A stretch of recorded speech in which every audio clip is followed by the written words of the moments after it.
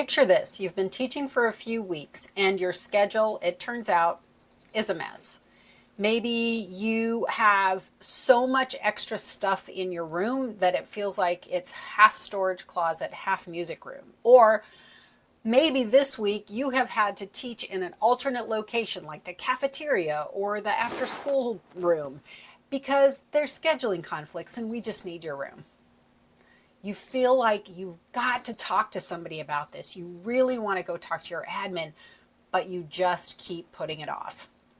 If you've ever rehearsed a conversation over and over again with your administrators, your principal, your dean, whoever's in the head of your school, and you just never seem to actually go and make an appointment and talk to them, then first of all, you are not alone.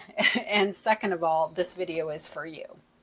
Today, I'm going to show you how to approach your administrator with confidence so that you can get the support you need and the support your students deserve without feeling like you're a burden or stepping out of line. Stick around.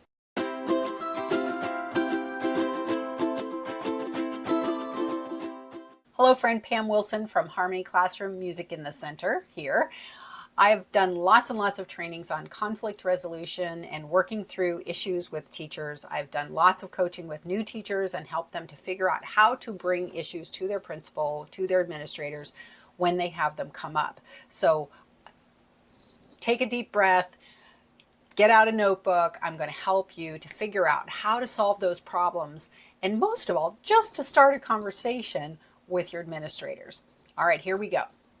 When I work with new teachers like you, there's usually 2 or 3 reasons why people don't go and talk to their principals. First of all, people see administrators as these all-powerful people who have power over your entire life, which isn't true, and they get very intimidated by that.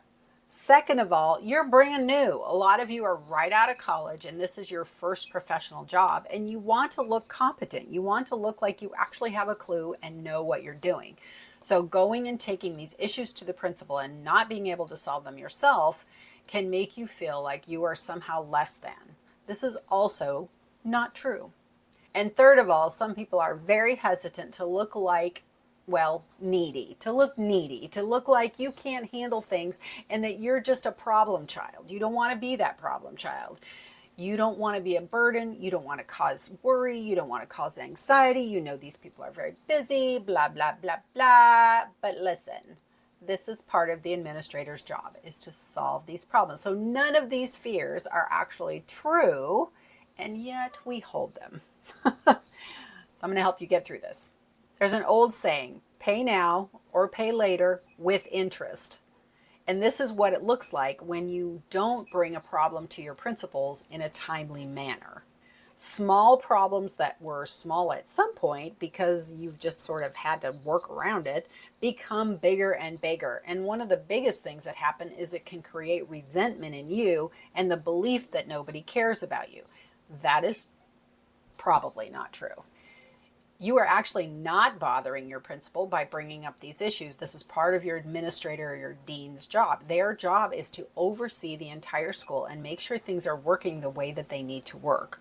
Part of their job is to support the teachers. That is you. So allow them to do their job by giving them the information that they need to do the job.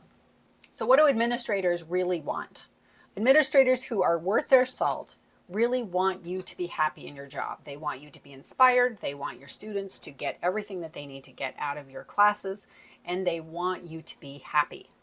They also want to know what's going on in your room. If there is an issue, like you've got tables and now you can't dance because all of these tables are filling up all of your classroom, well, they need to know that, and they need to be able to think through, okay, well, we need this tables for Tuesday and Thursday, but music is in here on Monday, Wednesday, and Friday, so how do we manage this table situation so that everybody can use the room well?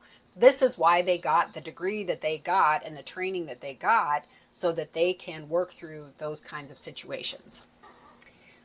Along with that, principals also appreciate having solutions because you, yes, you, brand new teacher, are the expert in the room now. You know your area of expertise. You know music teaching better than that principal does, unless, of course, they were a music teacher, which happens.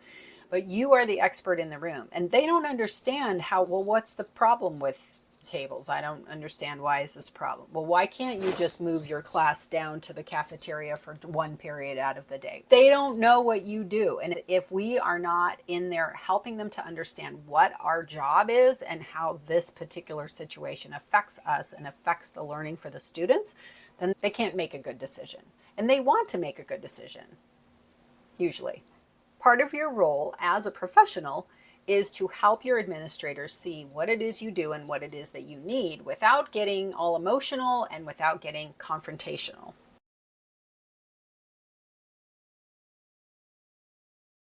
If this was helpful to you, like, subscribe, you know all the things, because the algorithm does the algorithm. We want to get to as many music teachers as we can. That's the whole point here, is for me to do this for you and for other music teachers like you who need this support.